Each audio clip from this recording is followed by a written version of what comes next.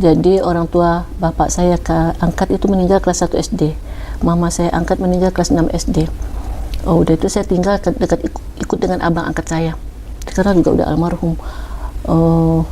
Dengan anak 4, dengan PNS waktu itu serba pas-pasan gitu kan.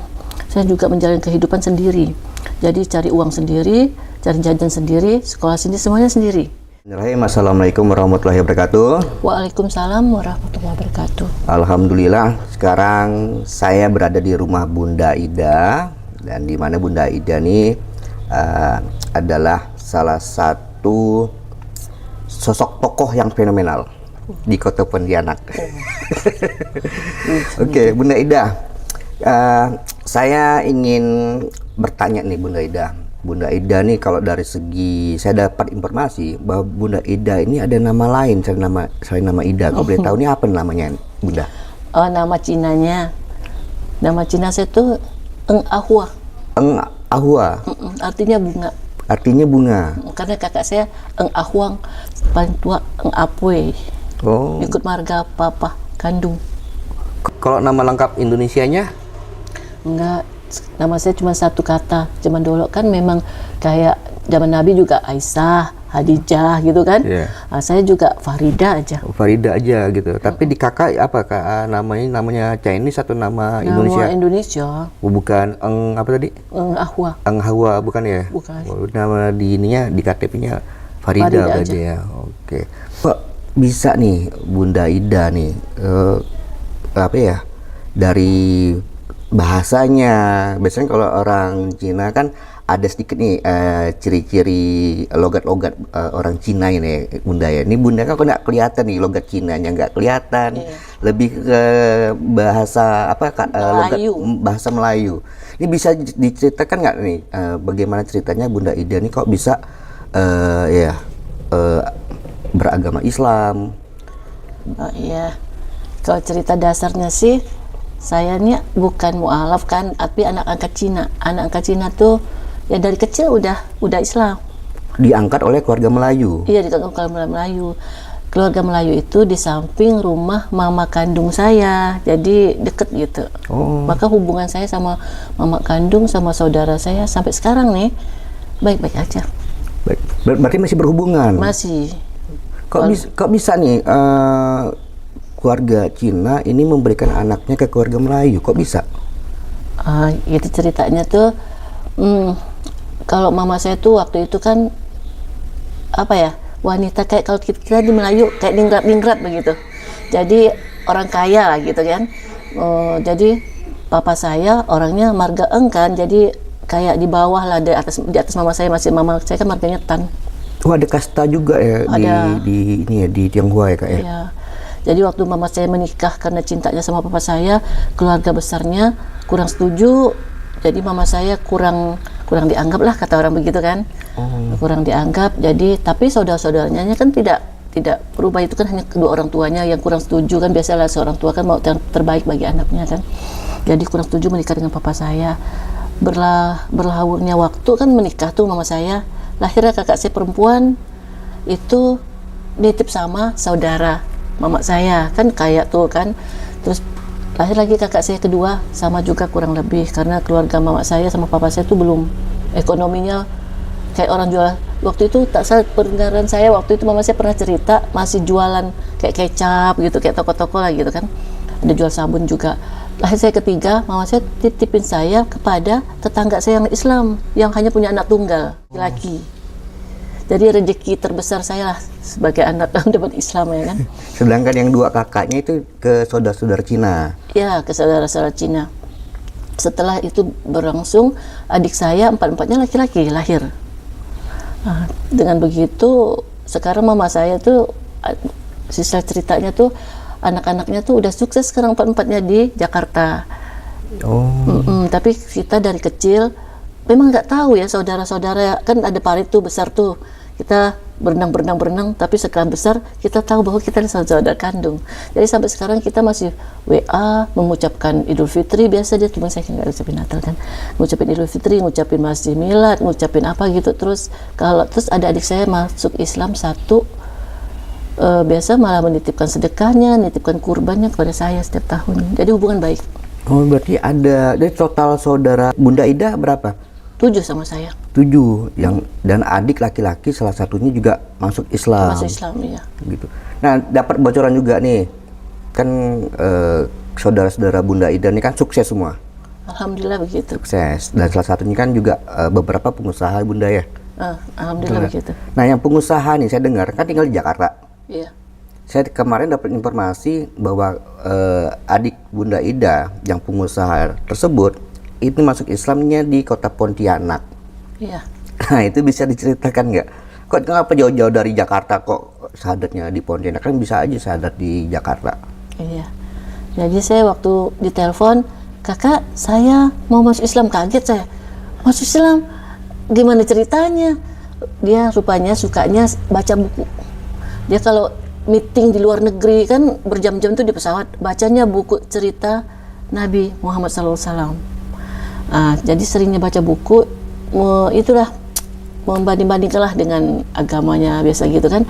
Akhirnya dengan hidayah Allah, dengan izin Allah, kepingin masuk Islam, berkonsultasi dengan ustadz yang di Jakarta. Kata ustadz, dia kan bilang kalau saya punya saudara muslim, kalau lu punya saudara muslim, sebaiknya lu masuk Islam di daerah saudara muslim lu gitu. Jadi di sinilah dia masuk dan akhirnya syahadatnya di Munjalan. Kurang lebih 5 tahun yang lalu. Oh, di syahadat di Masjid Kapal Munjalan ya. Ya. Nah, setelah mendengar bagaimana perasaan Kak Ida begitu tahu adik Bunda Ida pada saat itu bahagia dong, bahagia, rasa syukur gitu. Oh, tak terhingga lah. Waktu setelah berlangsungnya waktu ya, saya menikahkan anak saya, adik saya tuh, oh, subhanallah, baru masuk Islam beberapa lama, anak saya menikah tuh waktu ajan, pas ajan, pas sampai ke pernikahan anak saya, resepsi pernikahan saya tuh, langsung buka jasnya, langsung ambil uduk. Dan sekalinya saya udah pergi ke rumah saya, ke rumah adik saya itu beberapa bulan yang lalu ya, nggak salah ya, ada sajadah di rumahnya, ada tasbih di rumahnya gitu. Jadi suka, terus saya dengar cerita, Kak, anak saya juga udah ikut-ikutan sholat, dia bilang begitu. Masya Allah, berarti anaknya juga ikut masuk Islam ya? Belum sih, waktu itu berarti belum. anaknya masih kecil? Masih kecil. Oh begitu. Dan sekarang ibu kandung Bunda Ida tinggal bersama beliau nih ya? Iya. Ada harapan nggak dapat hidayah ya? Insya Allah. Saya selalu doain mama saya, walaupun saya tidak memberikan apa-apa. Seperti adik-adik saya kan, saya lihat kalau mama saya melihat adik saya mewah banget tuh merayakannya, dan tapi saya hanya bisa nyebut nama mama saya setiap hari, setiap subuh juga saya doain mama saya dapat hidayah. Gitu. Oke, jadi dari Bunda Ida cerita waktu masih kecil-kecil kan sering mandi, sering main bersama gitu ya. Terus udah besar baru tahu bahwa itu ada saudara kandung gitu ya. Itu kok ceritanya tuh kok bisa gitu ya, waktu usia kecil nggak tahu tapi tahu ketika dewasa. Sebenarnya waktu kecil saya juga heran juga sama mama saya yang Cina. Setiap saya lewat dia kasih saya uang. Uang, terus kalau Imlek saya dikasih ampau, terus dikasih kue dan dikasih baju-baju bagus-bagus. Dan itu belum tahu tuh, itu ibu kandung? Belum waktu itu. Jadi lama-lama saya tanya kenapa mak pue-pue. Saya kan kakak saya kan apue pertama, kan panggilnya mak pue-pue kan, mamanya apue maksudnya. Kenapa mamanya pue-pue itu baik ya sama saya, kasih kue, kasih baju, kasih duit begitu. Lama-lama ya cerita orang tua kalau itu sebenarnya mama kandung begitu. Umur berapa lu Bunda Ida tahu bahwa itu tuh bahwa orang Cina yang sebelah tetangga itu adalah ibu kandung? Umurnya berapa tuh? Kayaknya SD kelas 5-6 sih udah tahu. Nggak kaget tuh pada saat itu tahu? Enggak juga terlalu kaget karena pokoknya nggak kaget deh gitu. Terus biasa aja. Terus ada kejadian unik nggak? Kejadian unik begitu tahu ada ibu kandung berbeda keyakinan, kan pastilah Bunda Ida kan main-main juga ke rumah ibu kandung kan? Iya, cuman ada kejadian satu, ternyata selama ini yang baik-baik mama kandung saya akhirnya pandai marah karena setelah saya udah sanawiyah ya kelas 1 ya gitu ya, saya tuh main ke rumah mama saya kasih saya air teh. Kasih saya air teh, saya udah tahu halal haram kan, pikir saya memang kita bukan BB asal bukan babi kan, jadi saya juga tahu nih ini nih gelasnya nih takut juga dicucinya sama dengan pencucian mangkuk atau piring yang setelah bekas makan babi gitu kan. Iya. Jadi saya nggak mau makan minum di gelasnya. Saya ambil air teh itu pas ada anjing lewat kan mama saya juga ada anjing gitu. Saya mau kasih anjing, mama saya marah langsung bilang begini. Dia kan panggil saya Ada, bukan Ida. Ada, mama tuh kasih kamu, bukan kasih anjing. Yang begitu. Kaget saya dimarah waktu itu. Jadi mama saya marah sekali karena saya menolak pemberiannya dengan cara begitu. Oh, Karena saya tidak mau pakai gelasnya, nggak mau dong gitu pakai gelas bekas orang Tionghoa. Maksudnya maksud itu begitu gitu. oke. Oke, berarti pada saat itu kan Bunda artinya statusnya udah Islam ya Bunda ya? Udah. Karena dari kecil kan diasuh oleh keluarga Islam ya Bunda ya? Iya. Nah, ini ada kapan ketika Bunda ini mulai mengenal agama Islam? Pada saat itu kan Bunda ada pernah cerita nih, memang dibesarkan oleh keluarga Muslim, tetapi mungkin belum begitu mengetahui tentang agama Islam. Belum nggak Bunda? Iya. Seperti itu. Nah itu saya juga dapat informasi bahwa orang tua angkat Bunda ya ini kan meninggal ketika Bunda masih kecil. Iya. Dan setelah meninggal, ini siapa nih yang mengasuh Bunda ketika orang tua angkat meninggal? Kenapa nggak balik ke orang tua kandung? Jadi orang tua bapak saya angkat itu meninggal kelas 1 SD. Mama saya angkat meninggal kelas 6 SD. Oh, udah itu saya tinggal dekat ikut dengan abang angkat saya. Sekarang juga udah almarhum. Dengan anak 4, dengan PNS waktu itu serba pas-pasan gitu kan. Saya juga menjalani kehidupan sendiri. Jadi cari uang sendiri, cari jajan sendiri, sekolah sendiri, semuanya sendiri. Gitu kan. Jadi saya banyak sendirilah dari kecil, dari SD sampai SMP sampai SMA. Berarti semua Bunda pada saat itu sudah mandiri, berarti sudah kerja berarti ya? Sudah kerja. Saya kerja di percetakan waktu SMP, percetakan Mekar Tanjung Pura.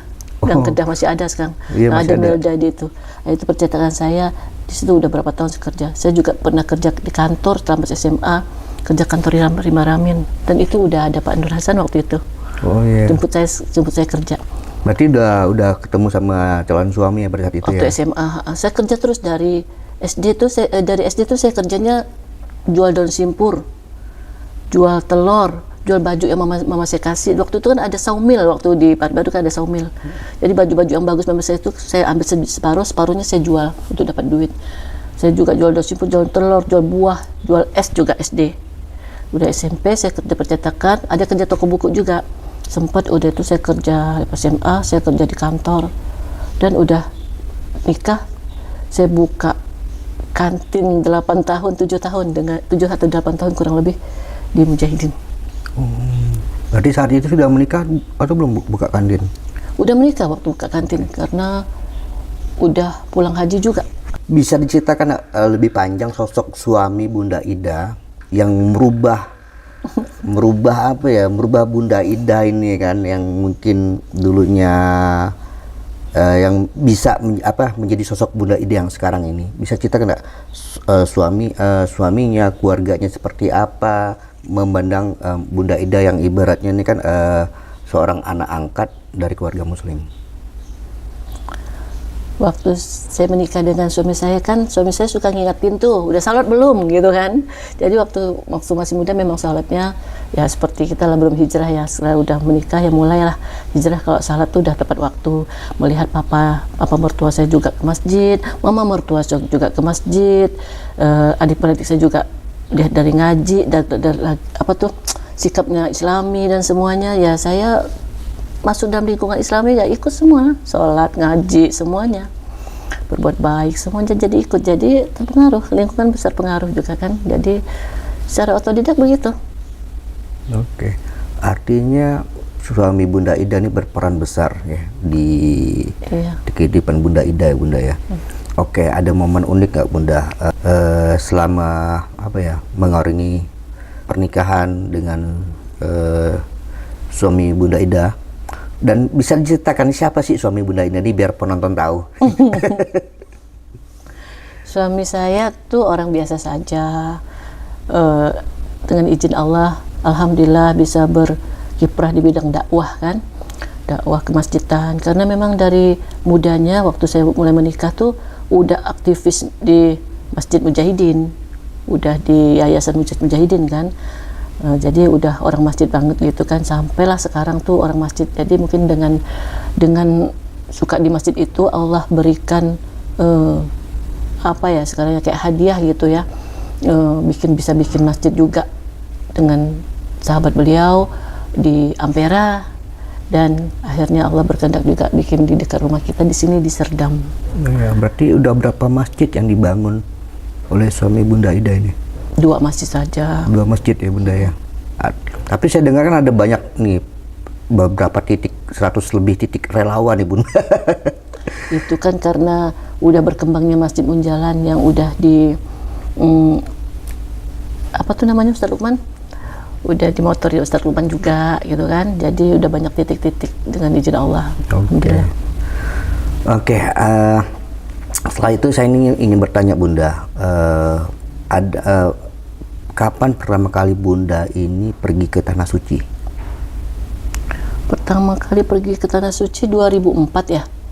2004 awal itu kita umrah. Karena suami saya dapat hadiah dari Bapak Saifullah yang punya Masjid Al-Azhar. Al-Azhar di Pontianak. Oh, Pontianak. Saifullah ya, Masjid Saifullah yang di Ayani 1. Dapat hadiah, pulang, saya pun ingin ikut. Saya jual asuransi, waktu itu masih masuk asuransi, banyak asuransi. Sales asuransi? Enggak, masuk asuransi. Kita ada nasabah kita. Oh. Saya jual asuransi saya mengikuti umrah pertama.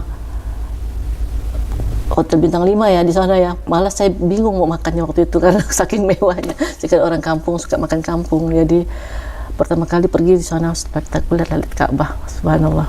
Gitu. Ada kejadian unik nggak, dan apa perasaan Bunda Ida pertama kalinya melihat Ka'bah? Spektakuler lah, lihat kita nih siapa sih gitu kan, kok bisa sampai ke sana. Lihat pas masuk, kita kan pertama masuk tuh kan jalan panjang, jalan dulu kan baru lihat Ka'bah tuh kan. Pas lihat kan langsung lihat kan, ini aja udah mau nangis, nggak bisa dibayangin gitu. Kok orang seperti aku bisa sampai di sini, merasa pendosa, merasa dulu nggak punya apa-apa, merasa kita nih ada angkat Cina, merasa Ida nih apalah, pokoknya siapa sih saya, pokoknya banyak dah berkecimpung kok bisa sampai ke bisa melihat Ka'bah yang secuci ini gitu kan. Banyak tobat jadinya. Tapi waktu saya berangkat itu masih banyak juga yang harus dipelajari. Jadi saya merasa banyak juga kesalahan-kesalahan saya lakukan waktu haji gitu kan. Makanya saya waktu dapat rezeki setelah sekian tahun naik haji dapat rezeki, saya daftar lagi reguler seluruh keluarga. Oke, yang pertama nih keberangkatannya umroh atau naik haji ini? Umroh. Pertama umroh. Awal 2024. Akhirnya saya berangkat lagi 2024 akhir. 2024 atau 2004? 2004 awal itu kakak umroh pertama umroh, kalinya. 2004 akhir haji. 2004 akhir haji. Naik haji. Naik haji. Ya, ini kan biaya hajinya kan mahal ya Bunda ya. Kok bisa gitu ya? Ada nggak kisah unik perjuangan Bunda Ida nih bisa pergi haji, karena apa ya, pada pada saat itu kan masih muda ya Bunda ya. Iya. Kok bisa itu supaya kami yang belum naik haji ini bisa termotivasi pergi. Iya. Waktu itu kita berdua niat sekali naik haji, niatnya kuat banget. Jadi waktu itu kita udah menikah hanya punya mobil zaman dulu ya, mobil apa ya merek yang lupa, pokoknya cuma 7 juta belinya. Iya. Jadi saya pernah naik mobil itu tuh Bunda. Jadi mobil itu aja tuh kami gada, dulu masih ada haji talangan. Oh, iya. Masih ada. Jadi sampai kami talangkan suratnya, sampai nggak salah mobilnya juga ikut di itu ya. Pokoknya lupanya. Sampai ditalangkan untuk kita biaya daftar haji. Pas hari udah sampai waktunya pelunasan, kita nggak punya uang. Kita kasihkan jatah haji kita kepada tetangga di Serdam ini juga. Suami istri mau berangkat, kita kasihkan jatah kami, kita nggak punya uang. Jadi akhirnya istrinya berangkat, suaminya tidak berangkat karena suaminya meninggal setelah kita kasih jatah 2. Mereka pelunasan. Setelah itu kita tahun berikutnya itu kita daftarnya kan tuh itu 2003 ya. 2004 umrah, 2004 akhir mau pergi belum ada pelunasan. Akhirnya 2005 itu bapak mertua saya jual tanah. Yang tanah itu waktu itu dibeli infonya tuh 150 rupiah. Bisa dijual hampir setengah M. Kami dikasih lah duit. Akhirnya kami berangkat pelunasan pakai luar haji itu, alhamdulillah. Oh iya, berarti dapat hadiah dari Mertua. ya. Berarti sayang benar mertua sama Bunda Ida. Iya. Sampai bikin rumah pun di samping beliau. Di depannya sekarangnya Roti Bahagia ya. Kita mau beli rumah nggak boleh, harus tancap di situ. Jadi kita mengikuti dan alhamdulillah dengan biru walidain, ikut apa kata orang tua, hidup nggak susah-susah sekali, mudah dilewati masalah-masalah yang ada. Oke, berarti sudah 2 kali Bunda ke Tanah Suci ya, umroh dan naik haji ya berarti ya? Waktu tahun 2004 udah 2 kali. Oke. Nah ini sangat menarik sekali perbincangan dengan Bunda Ida. Bisa secara singkat aja nih, biar hikmat ini kegiatan apa sih Bunda? Hikmat itu dimulai dengan niat untuk memberdayakan emak-emak yang di rumah. Ini seminggu sekali, setiap Jumat, sepekan sekali untuk memberikan tenaganya, membuat air untuk melayani para jamaah Jumat. Pertamanya begitu, hanya tiap Jumat. Karena juga kita kan harus sedekah Jumat itu baik. Itu kan di dalam Al-Quran banyak tuh sedekah. Dan tapi kita juga berpacu pada soal hadis. Hadis itu kan memberi minum tuh, infak terbaik itu memberi minum. Infak terbaik memberi minum. Memberi minum. Kedua, Allah itu suka yang rutin, walau kecil. Jadi kita ambil yang kecil aja air. Jadi kan air kan murah untuk dahaga, sumber kehidupan lagi. Ketika kita juga mengambil hadis Bukhari Muslim, sama dengan tadi tidaknya hadis Bukhari Muslim. Kalau seorang yang rendah, seorang pelacur itu rendah. Sepatu itu rendah yang diberinya minum. Terus anjing itu rendah. Itu aja dengan tulus hati Allah kasih ampunan dan masuk surga. Itu karena sohih. Memberikan minum tadi kepada pelacur dan anjing ya? Bukan, pelacur memberi anjing dengan hati yang tulus. Oh iya. Air, kan anjing itu rendah, pelacur itu rendah. Sepatu yang diberinya untuk memberi minum anjing itu kan diinjak rendah. Tapi dengan semua yang kita lihat rendah itu, Allah memberikan surga ampunannya karena ketulusan hati. Jadi untuk bunda-bunda yang di rumah tuh, untuk supaya bermanfaatkan diri, kita kan udah pralansia gitu kan. Jadi apa yang kita bikin? Oh, kita dari hal yang kecil. Jangan kita lihat orang bisa infak gede besar, tapi dia kan bisa besar. Enggak, Allah enggak lihat itu. Allah lihat kita ketulusan hati dan rutinnya. Allah lihat yang istiqomahnya. Jadi untuk hal yang kecil kan bikin air mudah sekali setiap Jumat. Lakukanlah. Kalau tidak mau, kita mau melakukan apa lagi? Kan? Jadi pergunakan minimal sepekan sekali untuk menginfakkan tenaganya dan memberikan dananya, beli gula, beli sirup, beli batu es, kan murah itu. Oke. Sekarang udah berapa emak-emak nih yang aktif di kegiatan hikmat nih, Bunda? Ratusan sih kalau untuk hikmat sih udah ratusan emak-emak. Cuman kalau untuk pengurusan kita ramping, cuman ketua, sekretaris dan bendahara saja. Tapi untuk emak-emaknya rame. Jadi kalau itu keramaian tuh bisa dilihat dari milad hikmat. Jadi milad hikmat pertama itu kurang lebih 200 orang di Masjid Kapal Ampera. Keduanya Masjid Nurul Huda di Pal 6. Itu rame juga sekali, meriah banget. Yang ketiganya di Siantan, KCP Siantan itu masjid apa ya, lupa saya. Al-Jamiat. Kepanjangan hikmat apa Bunda? Himpun infak air minum Jumat pertamanya. Tapi sekarang karena kita tidak hanya melayani Jumat, tapi juga melayani HBI, Haji Besar Islam, mau maulid, mau permintaan buka puasa Senin Kamis, mau itu kita layanin. Akhirnya kita ubah himpun infak air minum umat. Oh, tadi tetap sama hikmat ya? Tetap namanya sama hikmat. Oke. Sekian dari saya Bang Ilham dan Bunda Ida. Assalamualaikum warahmatullahi wabarakatuh. Waalaikumsalam warahmatullahi wabarakatuh.